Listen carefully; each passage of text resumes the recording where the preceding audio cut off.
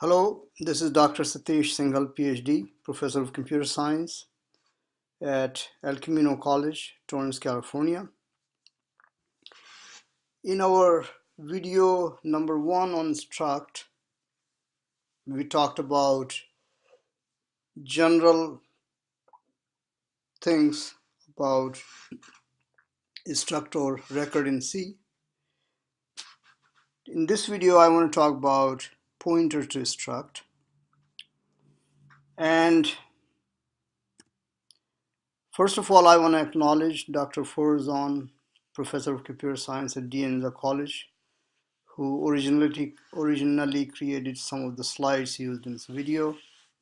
Once again, if there is any copyright violation issue, then please write to me at El Camino College Computer Science Department, Torrance, California 90504, and I will remove the copyrighted material.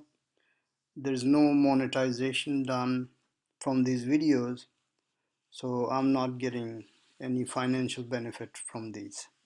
These are done at large to benefit the computer science students worldwide. Thank you. Okay, back to the pointer to structs.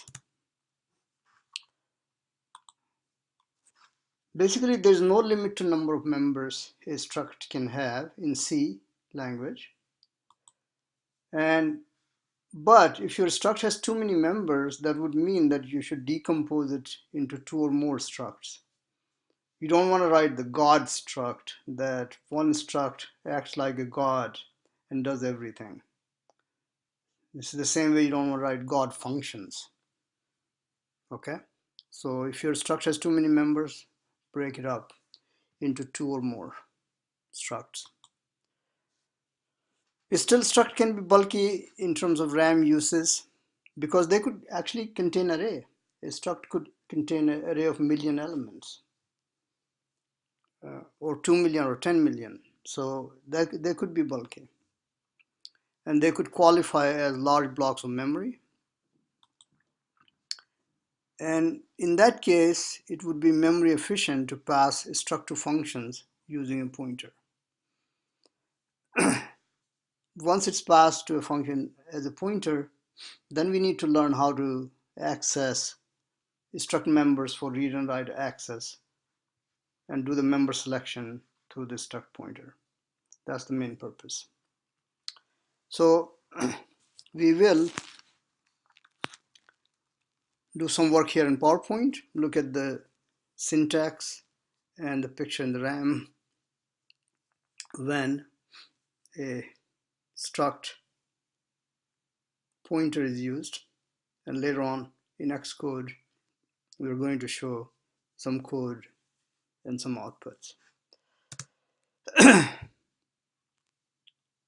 Okay, so here imagine we have a struct called sample. So there's nothing special here, and we use the typedef version so that when we declare we don't have to use the tag struct here. Typedef struct int x, int y, float t, char u, and after right curly brace, whatever is the name, that would be the name of the struct data type. And then inside the main function, we declare a struct called sam1 of type sample. And then we also declare a pointer to sample type struct. Okay. And then what we do is we have the pointer ptr store the address of this object sam1, and what's going to happen is then this pointer ptr is going to point to this sam1 instance of the structure of type sample. And I can see there are a lot of words here, a lot of variables and so on, so you have to concentrate. Whatever address is here will be stored here, although we don't show the address. So then we have values x, y, members x, y, t, and u, and one way to select member X is, of course, you know that you could take the variable sam1 dot x will give you access to that. But through pointer, there's another way to do it. Since PTR is pointing to this unit struct variable, you can dereference it first. That means you got the sam1 by dereferencing, and just like you did sam1 dot x, you can do dereference value of PTR, which becomes sam1, and dot x will give you member selection here. So square bracket, round brackets are needed to enforce the order of operation. It's not going to work without parentheses. So you have to force the dereferencing first and then do the member selection. Okay? So if we dereference PTR, which is pointing to this sam1, then we get the sam1, and dot x selects x, and same way we dereference PTR dot y gives us y, dereference PTR dot t gives us member t, dereference PTR dot u gives us member u. Okay, so that's one technique. But not the correct way.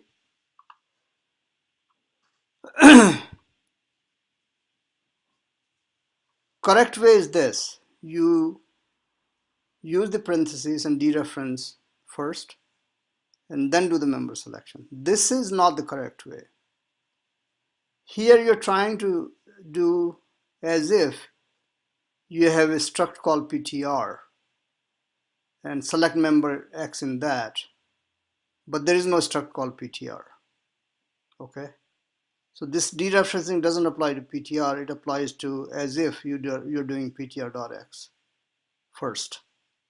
Okay, so that's not a correct way. You have to use the parentheses and dereference before doing the member selection. All right, wrong way, correct way. The another way to do the member selection using pointer is using an arrow operator. Arrow operator allows access to struct member through the struct pointer, and it's something like this: pointer name, arrow, the field or struct member name. Here's the example.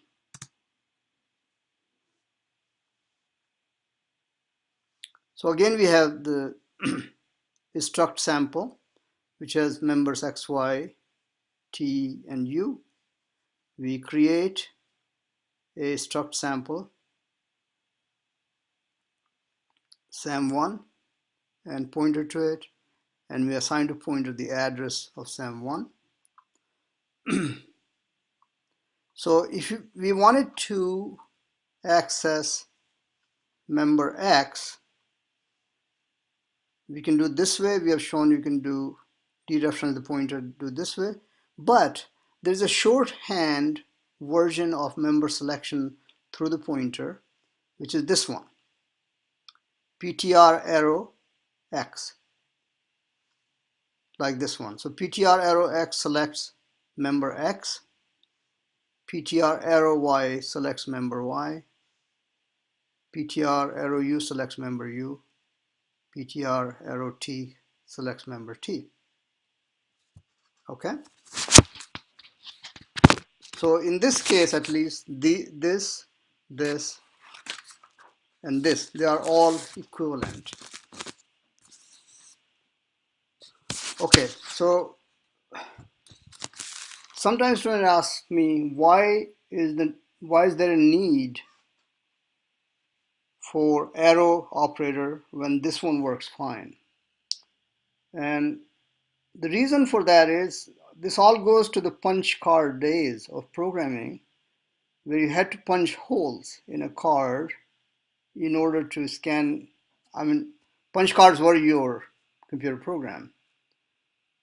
So typing was very difficult. If you could even type fewer and fewer characters, that would be preferred to get the same programming statement.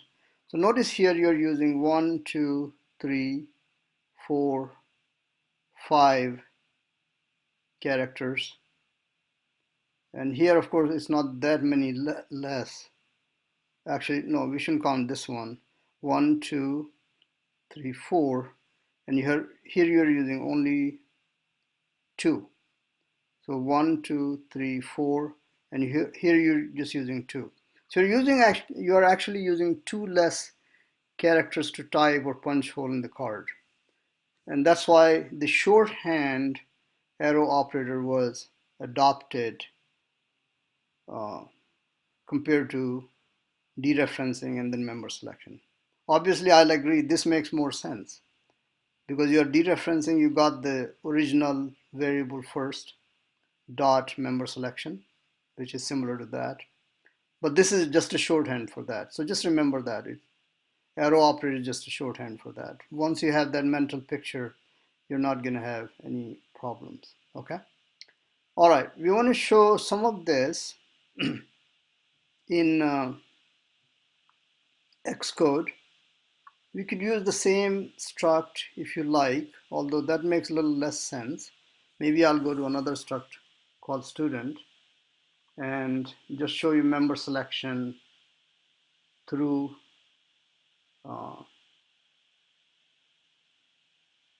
dot operator using a pointer and using an arrow operator. I could do that through a function. We'll see. So let's go to Xcode and code some of this.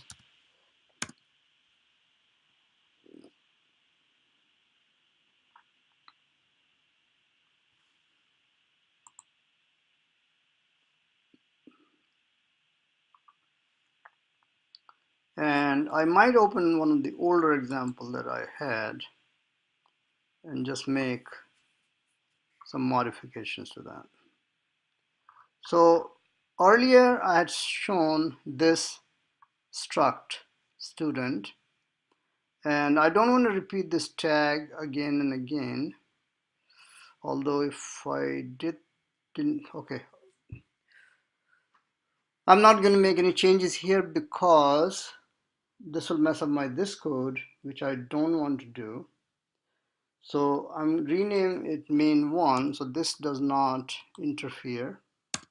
And I'm just going to do another main here for my purpose. And I'm not going to mess up this because this will mess up my code here, which is not going to be good. So I'll still use the struct tag version of the struct. Okay, so let's do that. And I'm going to fold this.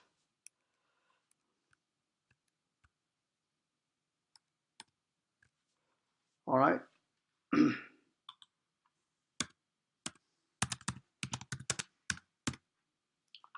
So in previous videos, we described that you could do the initialization list to initialize all the members of the struct. And now I want to create a pointer to the struct student, which is done as follows. And I'm just going to call it SPTR. Don't pay any attention to these things. They come and go.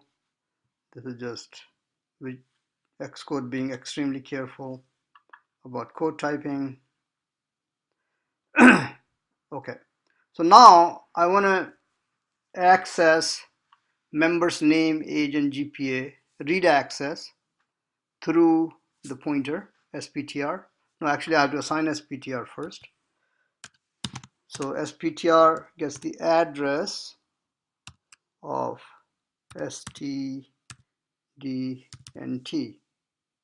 1.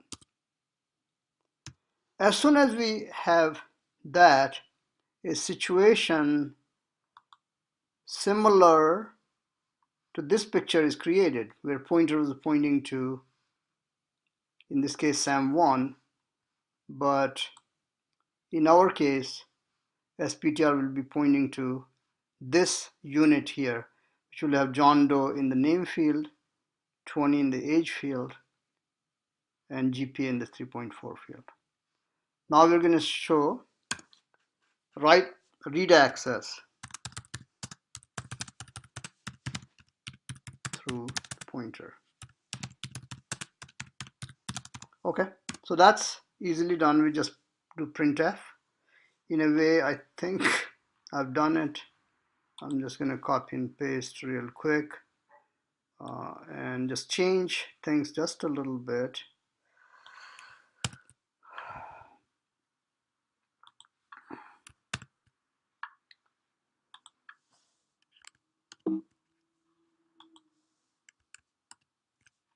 And now I don't, yeah, I could do this, but I want to use the pointer. And I'll show both versions first. First, let me show you that dereference version. So I dereference the pointer SPTR. Dereference first, then dot name, member selection. Okay, so this will print the name, then age and GPA, and I just need to copy this one, replace that here, and replace that here. Even my copy and paste shows you that dereference value of pointer SPTR is nothing but this, and then the member selection. So this should just simply print John Doe 20 and 3.40, and it would. Let's create this window first so we can see the output.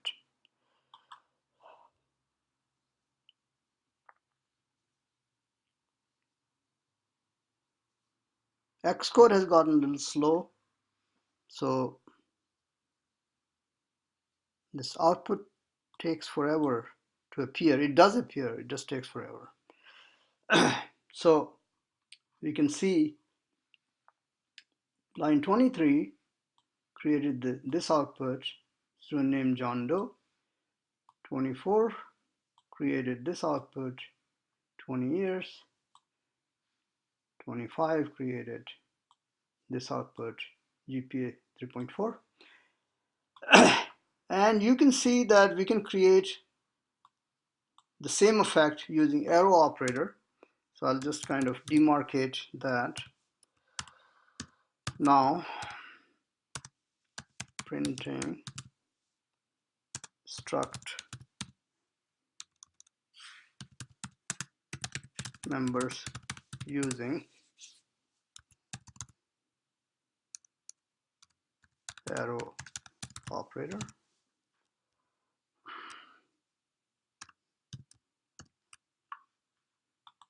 And all I'm going to do, copy and paste that, and just convert this to shorthand arrow operator,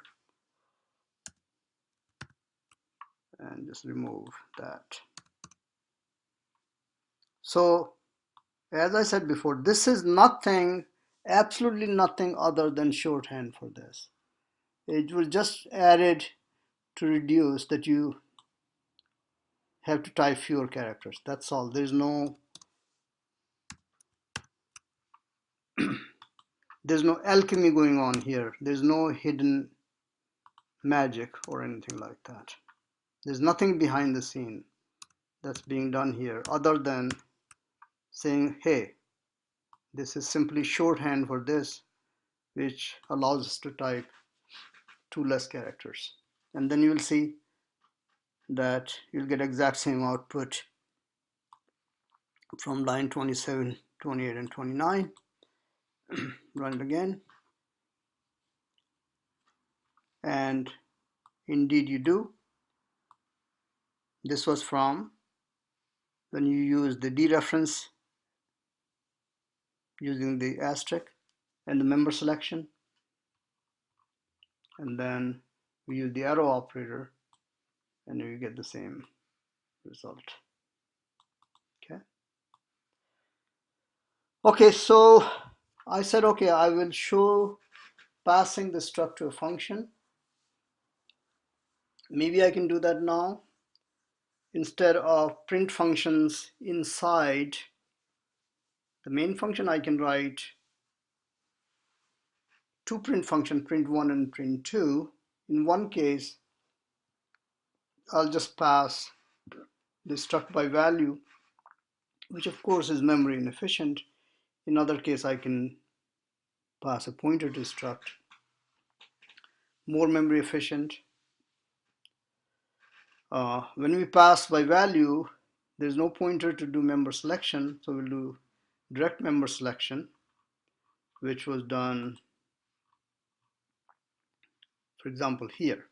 So we're going to kind of use this code inside the print function. Otherwise, I can use this or this if a pointer is passed. So let's write print1 first, which says that we can pass a struct to a function by value. So we're going to do that. Void print1 struct. Didn't use the type def version. S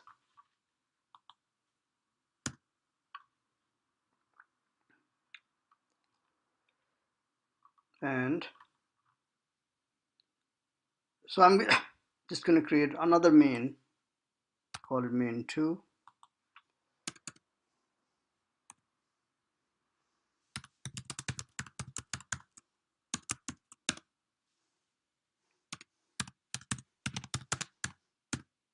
And do need this one. Don't need that one actually this time. And let's give the definition to print1, full definition.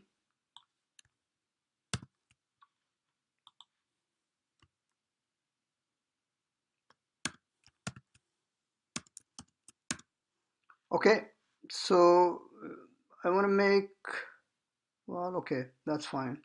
So pass by value, that means I have to do member selection through this. And earlier we had this printf here, and that would actually suffice. So a lot of it is just code shifting from what you've done in the main function, and just do that.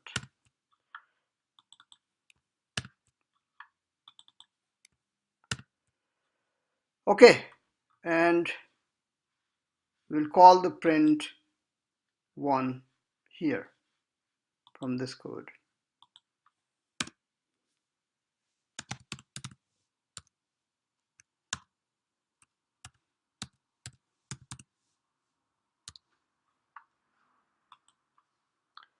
Okay, nothing exciting is going to happen here. We'll print John Doe, age 20 years, GPA 3.4. We are only illustrating that you can pass a struct to functions by value. Okay, so nothing too exciting is going to happen here.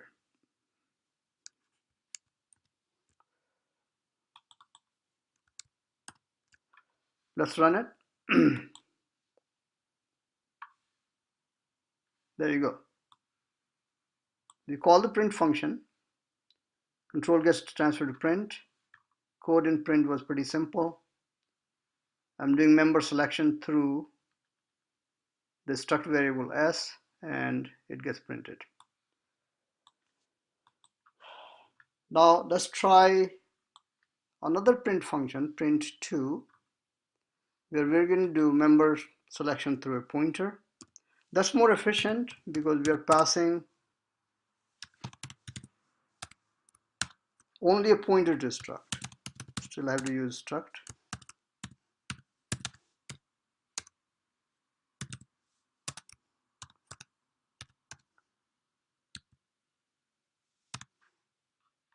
Okay. And once again, all we are going to do is shift code that we did in the main function earlier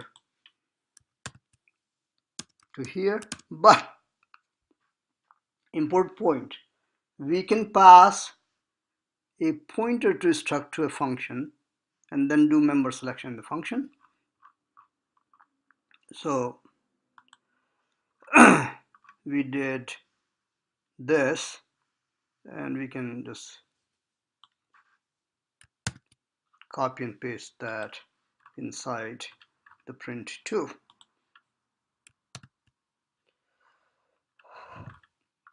Kept the same pointer name as it was in the main function earlier.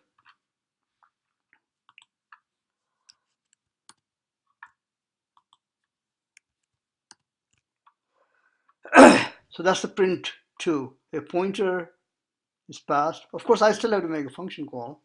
I'm not going to call print1. I have to basically call print2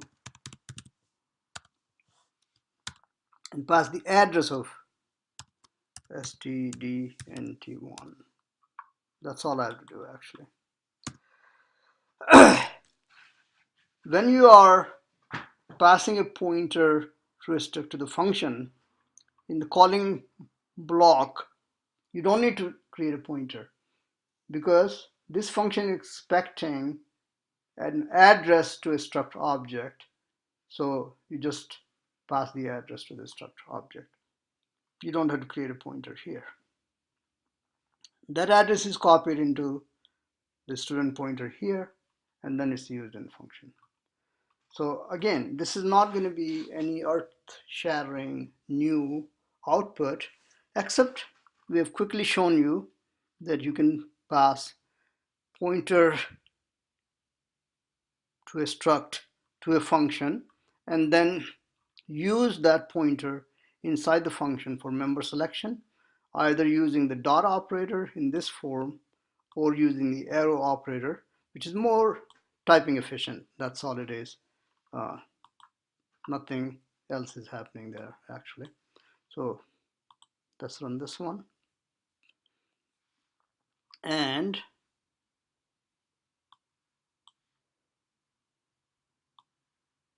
we got that. Line 30, 31, and 32 create this output, then this output, now printing members, struct members using arrow operator, and then output from the arrow operator. Okay, so in this video we have proven certain things, that how the member selection is done using pointer to a struct, dereferencing and dot operator or arrow operator, and you can pass struct to functions either by value or through their pointer.